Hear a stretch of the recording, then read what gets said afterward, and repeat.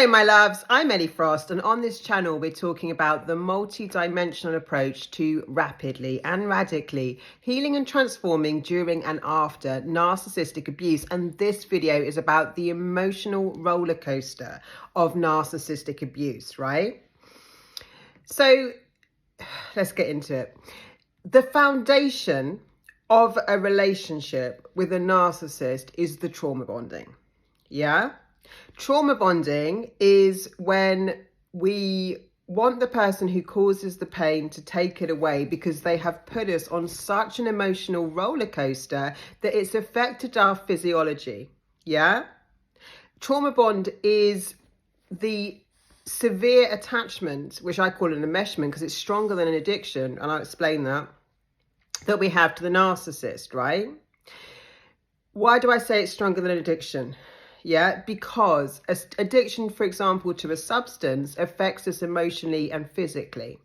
But an enmeshment with a narcissist affects us emotionally, physically, spiritually, psychically, and energetically. Yeah, that's why it's stronger. So they build you up and they crash you down. Yeah, that's why it goes from the love bombing, or sometimes called ideation stage, to the devaluing stage, right? Then you might get a Hoover, then you'll be devalued again or maybe discarded, right? And there are forms of minor discard. Discard isn't always that the narcissist disappears and never speaks to you again.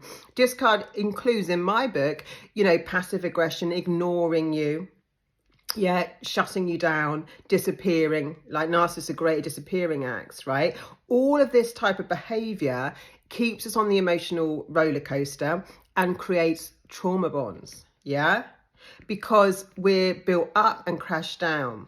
And it's a strange thing for other people to understand that haven't been through this, right? How can you feel so attached to someone who's treating you so badly? Well, this affects our physiology, right? Chemically, it creates an imbalance in us, yeah? So trauma bond is a really strong reaction that we have chemically as well as psychically and spiritually and energetically. And what it derives from is, like I'm saying, like we want the person who's causing the pain to take it away. So when they call us back, they get us in such a heightened emotional state, maybe from ignoring you, devaluing you, disappearing, being passive aggressive. Maybe you've had a row with no closure. Narcissists will never give you closure because they want you in the trauma bond. But then when they text you, we feel relief. Right? And this is how it's playing with our emotions and creating this chemical addiction, enmeshment. So we want the person who causes the pain to take it away. And when we kind of like in that heightened emotional state, right? Because when emotions are high, the brain changes, right? And our logic goes down. Yeah, when emotions are high, intelligence is low. That's chemical. So, we kind of forget the round, we just feel the relief, right? Because narcissists are dealing with very, very strong emotional responses, and that's what they're trying to do, right? Abandonment, yeah? That is a strong emotional reaction we're going to get. Now, narcissists will constantly abandon us emotionally and often physically, right?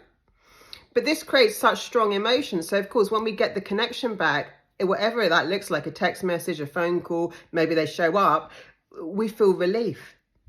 Yeah, and this is how it's just playing with your emotions the whole time. They build you up to smash you down. They build you up to smash you down and keep you trauma bonded. Yeah, the majority of this, the foundation of this relationship is trauma bonding. Yeah, trauma bonding also creates cognitive dissonance. So what's that? It's the idea that the mind can't sort of hold on to two opposing ideas. So we tend to pick the one that we want to believe, right? So my mind can't hold on to my partner loves me, my partner's abusive. It can't hold on to two completely opposing ideas, right? So we get cognitive dissonance and we just cling on to the one that we want to believe, which is my partner loves me. So we start normalize. And again, through the abuse cycle, we start normalizing abuse. Yeah. The crazy making of this relationship, the merry-go-round that goes on, like gets us into such strange states that we start doing things and behaving in ways and accepting behaviors that we would never normally accept, right? you might have been in healthy relationships. I know my first relationship was 8 years long, and it was a healthy relationship. It wasn't with a narcissist. And then I went through cycles of getting involved with narcissists, and like, you know, the way I let my values and boundaries be eroded is shocking. I would never have done that before, but I'd never experienced in the I'd had from my parents, but not in a romantic partner, narcissistic abuse. And it's an erosion over time. Slowly and slowly, you're losing yourself, because the narcissist is implanting two major subconscious programs in your brain, which is that you don't matter and that you don't exist in your own right. So when we're very low and very trauma bonded to someone, yeah, we'll do anything to get their attention. I mean, I definitely experienced that with my parents, right? Especially my dad. Like, you know, I was very trauma bonded to him. So like his abusive behavior, I just ignored. Yeah, because it just made me want him more. That's a normal response, right, to being in a trauma bond. You want the person more, the worse they treat you. What it can also do, though, is make it very difficult for friends to understand. Yeah. Once you've been through this cycle, you understand why people go back to people after the most awful things have happened, yeah? Because the trauma bond relies on shocking you as well. They shock your system at such a level. You know, your narcissistic partner might talk about having strong values and strong family values and would never cheat on you. Then you might find out that they've cheated on you several times. And then you might have taken them back, right? Because you're trauma bonded to them. And you might thought that would be something you'd never do, yeah? So they shock your system at such a level. It is such a severe roller coaster. It's not good for our nervous systems over time, right? We need regulated nervous systems to make good decisions. And when our nervous system is constantly shocked and constantly rattled, our logical brain isn't working in the same way, right? When emotions are very high, intelligence goes low. That's just physiology. It's our physiology. So one, don't blame yourself. Yeah. It's very common in war camps for people to talk about trauma bonds, right? Stockholm syndrome, we've heard about maybe as well. But it's just the same thing. It's like the persecutor gives the victim a bit of relief and they form an attachment to them. They feel it feels like love, right? So trauma bonds feel like love. Yeah. Because it's such a strong attraction to someone. But the problem is the way that it affects us, yeah, emotionally, energetically, biologically, is that it's actually an inappropriate